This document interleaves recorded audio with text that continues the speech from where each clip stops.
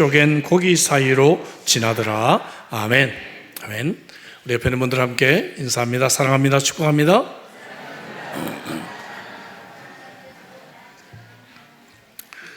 (10일간의) 한국 사역 마치고 건강하게 돌아와 하나님께 감사를 드립니다.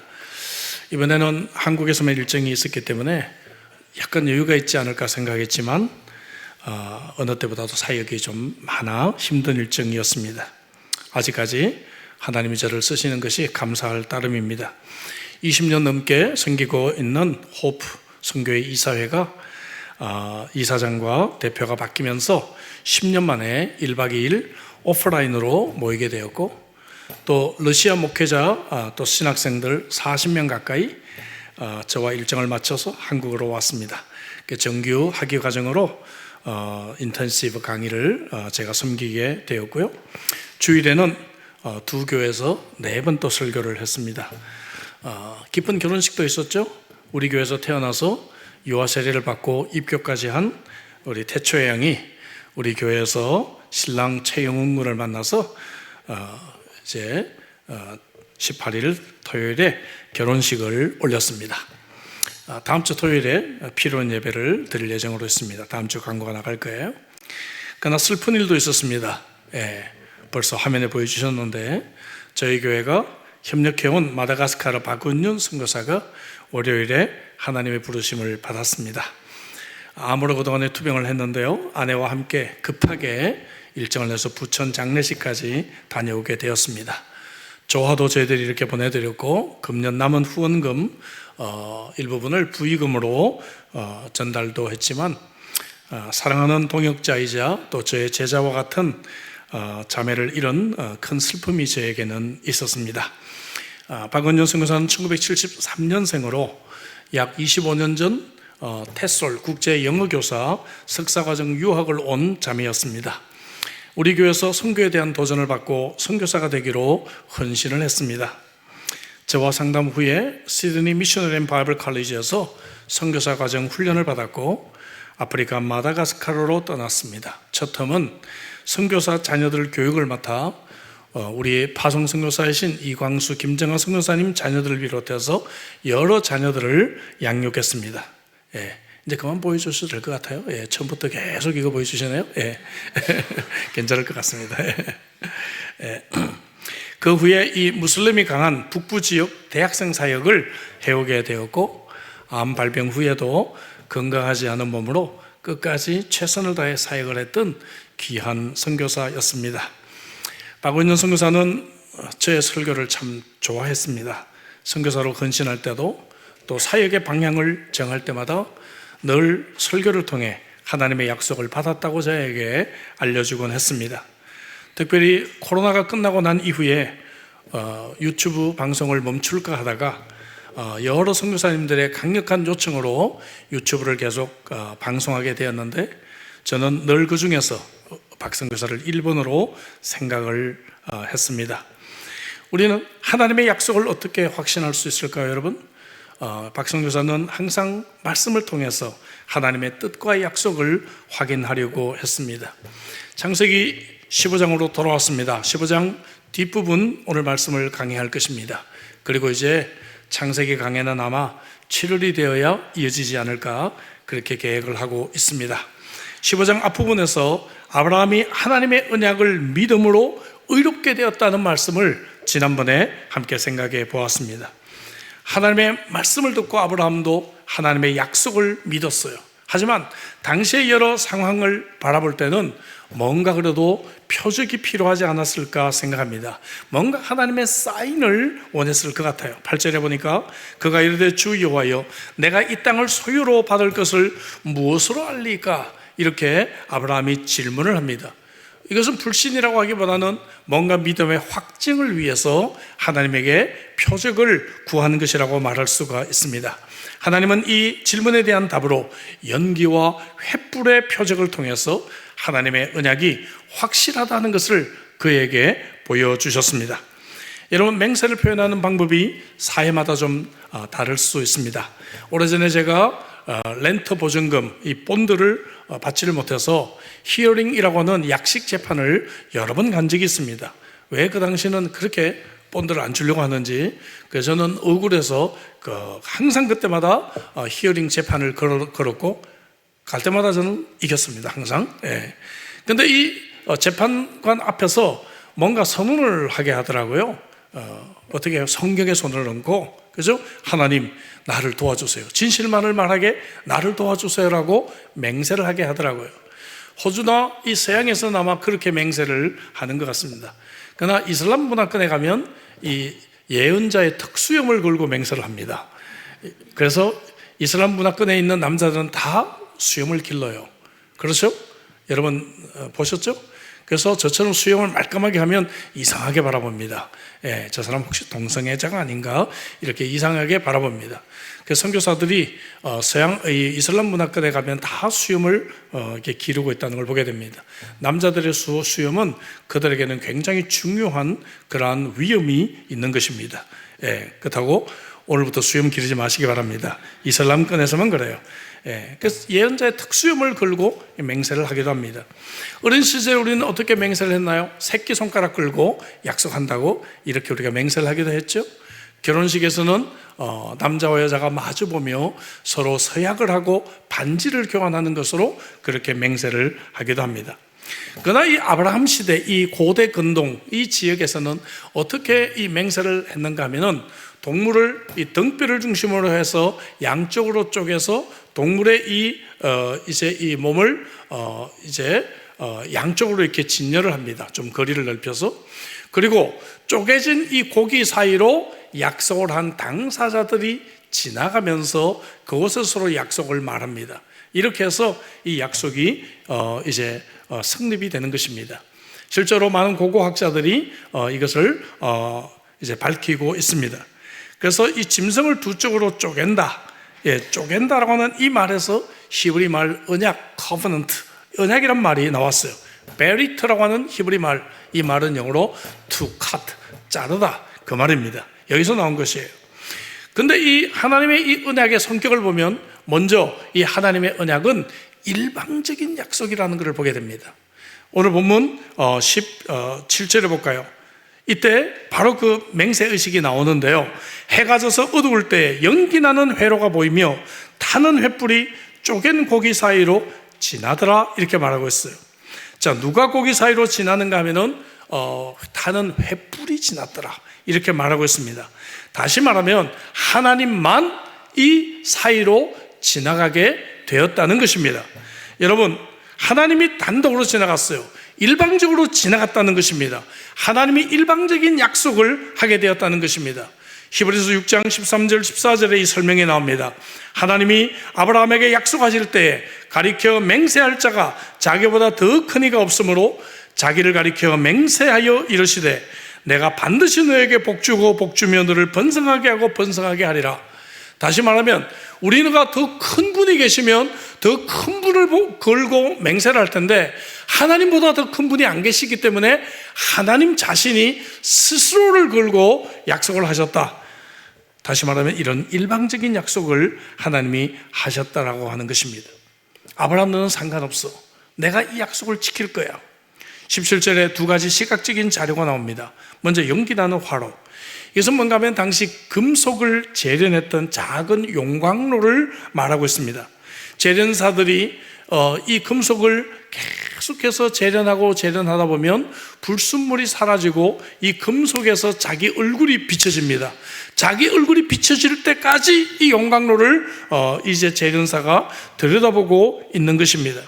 하나님은 바로 이 그림을 통해서 고난을 우리들에게 말씀하고 계십니다. 고난을 통해서 우리를 깨끗하고 순결하게 하십니다. 그래서 하나님이 우리 속에서 자신의 얼굴이 보이실 때까지 우리를 깨끗하게 하고 깨끗하게 하실 것입니다. 고난은 고통스러운 것입니다.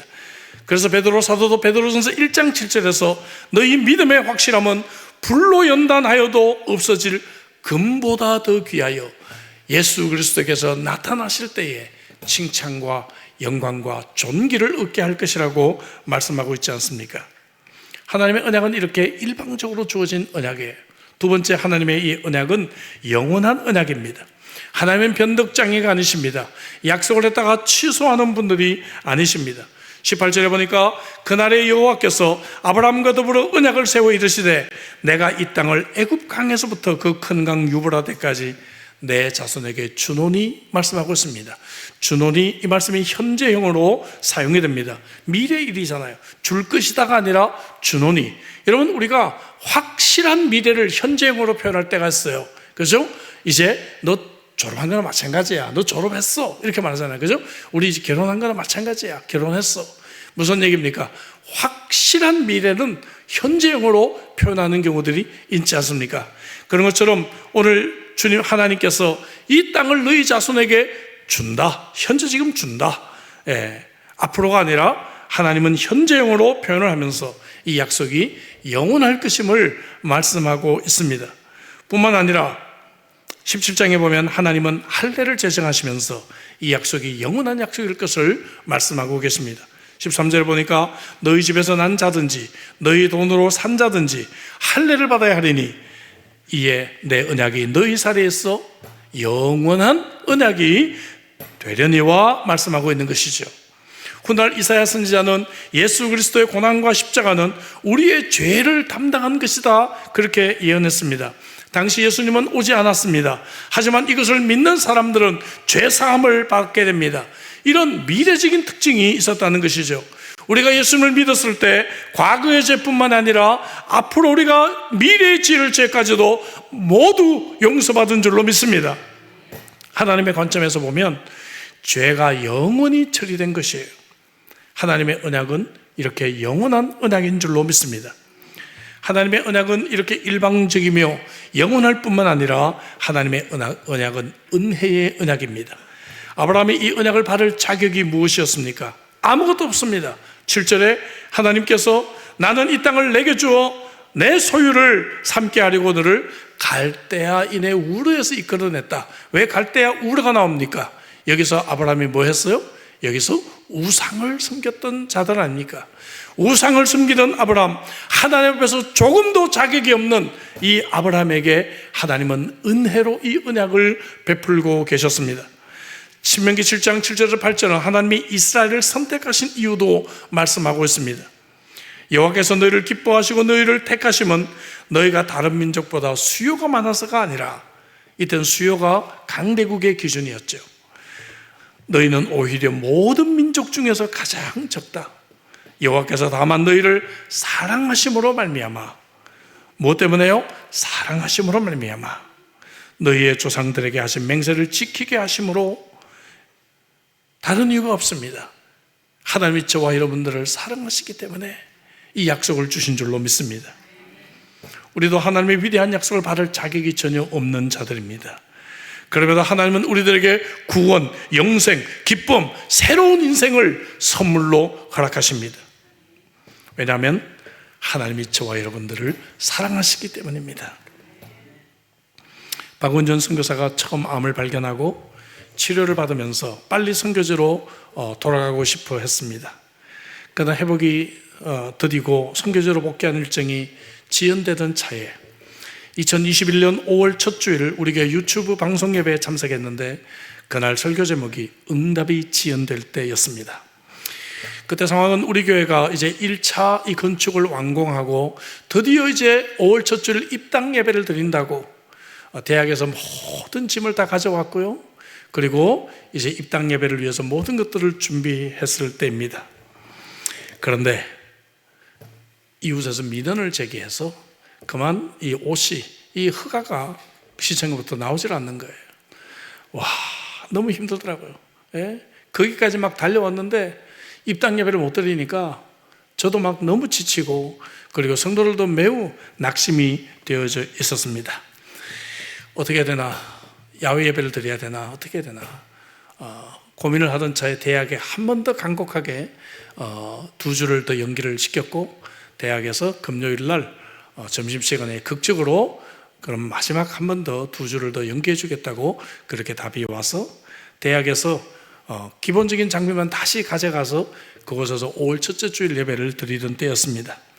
저와 우리 공동체를 위해서 세례요한의 이야기를 가지고 응답이 지연될 때라는 제목으로 말씀을 그때 나누게 되었어요.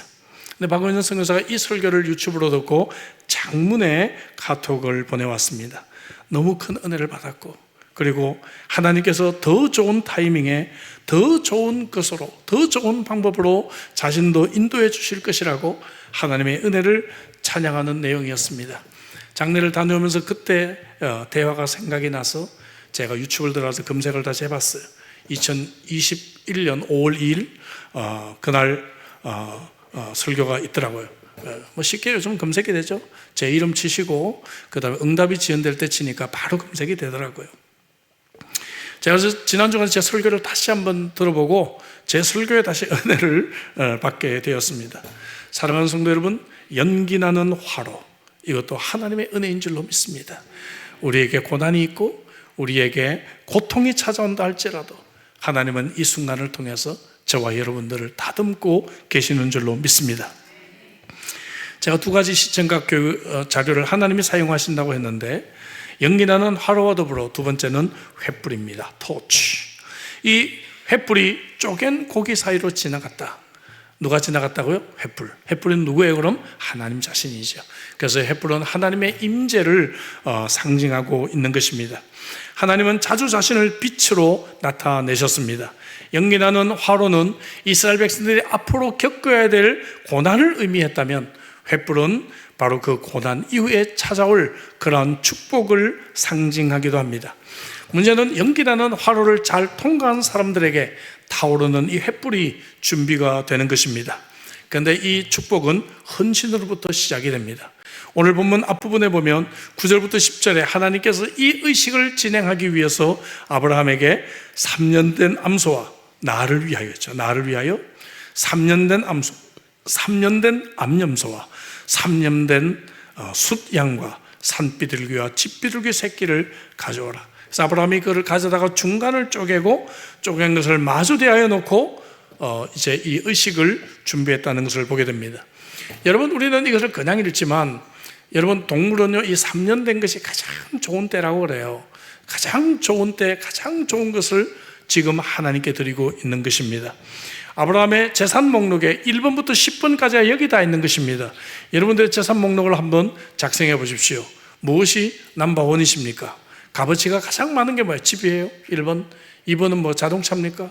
3번은 뭐 보석이 있습니까? 어떤 분은 뭐 그 고동색 가방, 그게 랭킹을 차지하기도 하는 것 같은데 왜 그런지 모르겠어요. 어쨌든 자신의 재산 목록 1번부터 10번까지가 지금 여기 다 있는 거예요.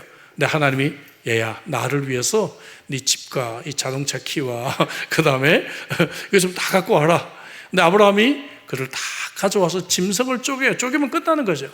짐승을 쪼개서 하나님께 드린 이러한 헌신이 이곳에 기록되어져 있습니다. 언약을 위해서 값비싼 대가를 치르게 됩니다. 여러분, 축복을 위해서는 씹을 수가 있어야 하는 것이죠. 많은 사람들이 축복을 원하지만 별로 드리거나 심는 일에, 헌신하는 일에 관심이 없는 경우들이 많이 있습니다. 어떤 집사님이 오랫동안 길렀던 애완견이 죽자 목사님에게 교회에서 장례를 해달라고 부탁을 합니다. 그런 부탁하지 마세요, 저한테. 그 목사님도, 하지만 어떻게 개를 교회에서 장례식을 할 수가 있겠습니까? 정중히 거절을 했어요. 그러자 그 집사님이 포기하지 않습니다. 목사님, 이 개를 위해서 고액의 사망보험을 들어놓았는데 11조는 물론이고 감사금도 제가 좀 크게 해야 되지 않겠습니까? 그 목사님께서, 그럼 왜 진작에 예수 믿는 개라고 말씀하지 않았습니까? 여러분, 헌신은 어떤 식으로든 중요한 것입니다. 구원받은 그리스도의 삶에 대해서 가르치고 있는 로마서 12장 1절이 어떻게 시작이 돼요? 그러므로 형제들아, 내가 하나님의 모든 자비하심으로 너희를 권하노니 너희 몸을 하나님이 기뻐하시는 거룩한 산 제사로 드리라. 이는 너희가 들 영적 예배니라. 여러분, 축복을 원하십니까? 횃불의 이 약속을 원하십니까? 근데 이것은 우리의 헌신으로부터, 드림으로부터 시작한다는 것이에요. 우리의 몸을 드려보십시오. 우리의 시간을 드려보십시오. 우리의 물질을 드려보십시오. 우리의 취미를 드려보십시오. 그때 우리들에게 횃불의 축복이 우리에게 주어지는 것입니다. 저번에 한국을 가면서도 참 이렇게 약간 좀 짜증이 있었어요. 하나님 앞에서, 하나님, 요번엔 제가 이 결혼식 주례하고 요것만 딱 하려고 했는데 저도 좀 쉬고 싶었는데 제 일정이 확정이 되니까 참 이렇게 많은 일정들이 자꾸 생기는 거예요. 그래서 제가 출발할 때 보니까 제 일정이 너무 많아요. 그래서 저 약간 짜증이 났는데 제가 돌아오는 길에서 너무 감사했어요. 하나님, 제가 뭔데 이렇게 불러주고 몇 년 전부터 설교를 또 약속을 받아내고 이렇게 하는 것이 참 제 별거 아닌 사람을 하나님께 이렇게 사용해 주시는구나. 제 시간을 드리고 어떨 때는 제 물질도 참 많이 드리게 됩니다. 거의 다 섬기는 일들이죠. 그럼에도 불구하고 하나님께서 여러 길로 또 풍성하게 참 채워주시는 것을 경험하게 되었습니다. 사랑하는 성도 여러분, 우리가 드림으로써 이 헌신이 시작이 되고 이 헌신이 시작되면서 하나님은 그 언약을 우리에게 횃불의 축복으로 이제 채워주실 것이라고 믿습니다. 두 번째, 이 횃불의 축복은 깨어짐의 과정을 거친 뒤에 통과하고 난 뒤에 주어집니다. 13절을 보니까 바로 이 연기나는 화로, 이것의 의미를 말씀하고 계세요. 너는 반드시 알라. 내 자손이 이방에서 객이 되어 그들을 숨기겠고 그들은 400년 동안 내 자손을 괴롭힐 것이다. 이스라엘 백성들이 연기나는 화로를 통해서 고난받으실 것을 말씀하고 계시는데 바로 이스라엘 백성들이 이 시기를 통해서 깨어짐을 경험하게 될 것이라고 말합니다. 성경에 많은 사람들이 하나님께 쓰임받기 전에 먼저 이 깨어짐의 과정을 거쳤습니다. 여러분들은 이 깨어짐의 과정을 거치셨습니까? 하나님 앞에서 철저하게 깨어져 보셨습니까? 성경의 대표적인 인물이 바울 아니겠어요? 예수를 믿는 사람을 잡기 위해서, 교회를 핍박하기 위해서 다마스커스로 가던 중에 하나님이 이 젊은 청년에게 빛으로 임하셨습니다. 그는 쓰러졌습니다. 그리고 일시적으로 시각장애인이 되었어요. 여러분, 장애 중에서 가장 어려운 게 이 시각장애인 아니겠어요? 시각장애인이 되었어요. 아무것도 아닌 존재가 되었습니다. 그야말로 내 인생 아무것도 아니게 된 것이죠. 얼마나 그가 교만했습니까? 얼마나 잘났습니까? 그런데 그가 쓰러져서 시각장애인 돼서 다른 사람을 의지하지 않고는 밥도 먹을 수 없는 그러한 철저하게 깨어짐을 경험하게 되었어요. 그러고 난 뒤에 그는 온 세계에 복음을 전하는 그러한 이방인의 사도로 횃불로 쓰임받게 되었습니다. 성경을 읽다 보면 과거에도 읽었는데 별로 생각하지 못하고 지나갔던 부분이 굉장히 의미 있게 다가올 때가 있죠. 얼마 전에 제가 이사야서 28장을 읽었는데 26절부터 28절에 매우 흥미로운 것을 발견했습니다. 하나님이 이스라엘 백성을 연단하시고 단련시키는 모습을 은율, 메타포를 쓰고 있어요. 이는 하나님이 그에게 적당한 방법으로 보이사 가르치셨으며 적절한 방법을 사용하셨는데 소회양은 작은 꼬치를 말합니다. 소회양은 도리깨로 떨지 아니하며 대회양에는, 이건 좀 더 큰 식물을 말합니다. 수레바퀴를 굴리지 아니하고 소회양은 작대기로 떨고 대회양은 막대기로 떨며 곡식은 부수든가 아니라 늘 떨기만 하지 않으며 그것에 수레바퀴를 굴린다, 이렇게 말하고 있습니다. 꽃이와 같이 작은 것들은 작은 막대기로 톡톡톡톡톡 때린다는 것이죠. 하나님이 여러분들에게 작은 막대기로 톡톡톡톡 때리면서 단련을 시킬 때가 있습니다. 여러분, 그럴 때가 있죠? 예, 작은 막대기를 하나님이 사용하실 때가 있어요. 그 사람은 이 작은 막대기를 사용해도 돼요. 근데 어떤 사람은 하나님이 큰 몽둥이를 갖고 오십니다. 큰 몽둥이를 갖고 와서 한 대 쭉 팹니다. 예. 그래서 다리가 부러지기도 하고, 예? 잘 나가던 사업이 휘청하기도 하고, 예? 그렇게 착했던 이 아이가 사춘기 되더니, 예? 정말 이 부모를 사람 만들고 있어요. 사람 만들고 있어요. 예? 그런 경험 해보셨죠? 예? 이 사춘기 지내면서 내가 드디어 사람이 되는구나. 예. 굵은 막대기를 가져와야 말 듣는 사람들이 있다고 말이죠. 근데 재미있는 곡식은요, 아예 도리깨를 가지고 작사를 냅니다. 예. 이런 사람도 있어요. 이 몽둥이 가지고도 안 되니까 아예 그냥 도리깨를 가지고 작사를 내고 절구에 넣어서 빻는 사람들이 생긴다고 말이죠. 이런 식으로 하나님께서 우리를 단련시키시고 훈련시키신다라고 이사야서에서 말씀하고 있어요. 와, 굉장히 재미있게 읽었습니다. 사랑하는 성도 여러분, 오늘 이 말씀이 여러분들이 위로가 되기를 바랍니다. 여러분들이 지금 작은 막대기로 맞고 있을 수도 있고요, 큰 몽둥이로 몇 대를 얻어맞아서 휘청거릴 수도 있어요. 어떤 분은 아예 그냥 재기불능할 정도로 도리깨로 그냥 작사를 그냥 나서 절구에 넣고 나를 빻는 것처럼 큰 고통 속에 있는 분이 있을 수가 있습니다. 저도 그런 경험이 있습니다. 하나님 나를 죽이시려고 합니까? 그냥 절구에 넣고 나를 그냥 빻더라고요, 하나님이 그냥. 근데 저처럼 이 못된 사람은 이렇게 빠져야 좀 인간이 되나 봐요. 그죠? 그러니까 하나님 막 절구에 넣고 막 빻아가지고 저를 하나님이 만드시고 하나님이 사용하십니다. 사랑하는 성도 여러분, 고난 속에 있습니까? 어려움이 있습니까? 막대기로 맞고 계십니까? 오늘 이 말씀을 좀 생각해 보세요. 이 과정을 통해서 하나님은 횃불의 축복을 약속하고 계십니다. 오래전에 미국에 에디 폴라드라고 하는 여자 대학 교수가 있었습니다. 아주 똑똑한 자매였고요, 질병이 있었습니다. 그 당시 질병은 치유가 거의 불가능했죠. 한 1900년 정도의 일입니다. 그러니까 벌써 오래된 일이죠. 교회는 나갔지만 신앙이 거의 없었습니다. 근데 아프니까 어떻게 기도하게 되잖아요. 그렇죠? 아프니까 하나님 좀 아파요, 저 좀 고쳐주세요, 기도해요. 근데 잘 낫지를 않아요. 기도해도. 그래서 기도가 좀 바뀝니다. 하나님, 저를 이렇게 낫지 않게 하시는데 제 인생에 혹시 다른 계획이 있으십니까? 라고 기도하기 시작해요. 그렇게 기도하다가 비록 이렇게 연약한 몸이지만 선교사로 하나님 쓰임 받고 싶습니다. 선교사로 헌신을 하게 됩니다. 그가 눈물을 흘리며 선교사로 헌신하게 된 그 밤에 그가 쓴 찬송시가 있어요. 이것이 오늘 우리가 불렀던 찬송입니다. 찬송가의 425장. 주님의 뜻을 이루소서, 고요한 중에 기다리니 진흙과 같은 나를 빚어사 주님의 형상 만드소서. 주님, 진흙과 같은 나를 빚어주세요. 이것이 깨뜨림의 과정을 통과한 사람들의 고백입니다. 말라기 3장 3절은 그래서 그가 은을 연단하여 깨끗하게 하는 자같이 앉아서 레위 자손을 깨끗하게 하되 금, 은같이 그들을 연단한다라고 말씀하고 계십니다.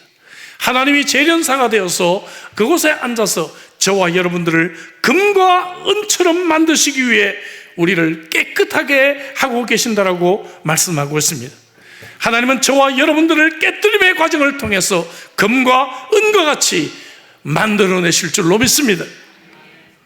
오늘 이 과정을 여러분들이 통과하고 계시다면 여러분이 이 과정을 잘 승리할 수 있기를 주의 이름으로 축복합니다. 마지막으로 이 횃불의 축복의 과정은 신뢰로 완성되게 될 것입니다. 깨뜨림의 고통은 괴롭지만 반드시 이 과정은 끝날 것입니다. 하나님은 분명히 우리를 위해 축복을 예비하고 계시다는 것을 신뢰할 수 있어야 합니다. 14절 16절에 그들이 섬기는 나라를 내가 징벌할지며 그 후에 내 자손이 큰 재물을 이끌고 나오리라. 출애굽을 예언하셨는데 이 말씀이 실제로 성취되지 않습니까? 너는 장수하다가 평안히 조상에게로 돌아가 장사될 것이요 내 자손은 4대 만에 이 땅으로 돌아오리니 아직 아모리 족속의 죄악이 가득 차지 아니했다.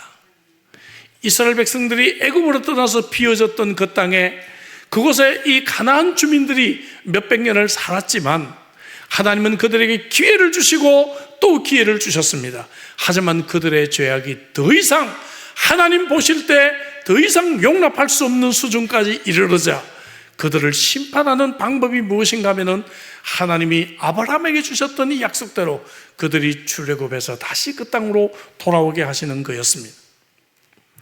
하나님의 이 약속은 놀랍죠. 하나님의 섭리는 놀랍습니다. 하나님의 약속을 저와 여러분들이 신뢰할 수 있다면 하나님은 반드시 그 약속을 지킵니다. 내가 아무리 힘든 과정 속에 있다 할지라도 여러분 하나님의 약속을 붙들고 한 걸음 한 걸음 나아갈 수만 있다면 반드시 횃불과 같은 축복을 우리들에게 주실 것입니다. 하나님은 아브라함과 맺으신 이 언약을 신실하게 지키셨습니다.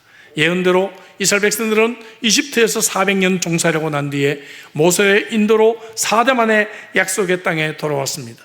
이스라엘은 수많은 불신과 그리고 반역을 저질렀지만 그래서 여러 대가를 치르긴 했지만 하나님은 그들을 포기하지 아니하셨고 그들을 끝까지 인도해 주셨습니다. 느헤미야는 9장 13절에서 이렇게 표현합니다. 주의 크신 긍휼로 그들을 아주 멸하지 아니하시며 버리지도 아니하셨사오니 주는 은혜로우시고 불쌍히 계시는 하나님이라. 사랑하는 성도 여러분, 주님은 은혜로우시고 불쌍히 계시는 하나님이시기 때문에 저와 여러분들이 멸망하지 않고 이 자리까지 오게 된 줄로 믿습니다. 하나님의 긍휼과 하나님의 신실하심 때문에 마침내 저와 여러분들은 하나님이 원하시는 모습으로 변화하게 될 것입니다. 이 땅에서 비록 우리의 성화가 참으로 부족하다 할지라도 영원한 천국에서 우리보다 먼저 하늘나라로 간 형제 자매들과 함께 하나님을 예배하는 그날이 우리에게 주어지게 될 것입니다. 하나님의 언약은 일방적이고 영원한 것이고 은혜로운 것입니다. 그렇지 않았다면 우리는 약속을 받지 못했을 것이고 우리는 잃어버린 영혼이 되었을 것입니다. 이 언약은 예수 그리스도의 피로 확정되었고 따라서 우리의 구원은 영원 불변한 것이 된 것입니다. 저는 오늘 설교를 박은현 선교사 이야기로 시작했습니다. 2003년 초 박 선교사가 마다가스카르로 떠날 때 당시 우리 교회는 이미 4년간 우리 교회에서 선교사 파송을 준비했던 이광수, 김정하 선교사를 보낼 준비를 하고 있었고 박 선교사가 한국 교회가 있었기 때문에 한국 교회가 당연히 파송할 줄로 알았습니다. 그 교회는 사실 대형 교회라 여러모로 우리 교회보다는 훨씬 더 많은 후원과 지원을 받을 것이라고 생각했습니다. 박 선교사도 자신은 괜찮으니 이광수, 김정하 선교사님 계획대로 파송에 집중해달라고 권고를 했습니다. 하지만 몇 년 뒤에 마다가스카르 현지에 가보니까 박 선교사의 후원이 매우 열악하다는 것을 알게 되었습니다.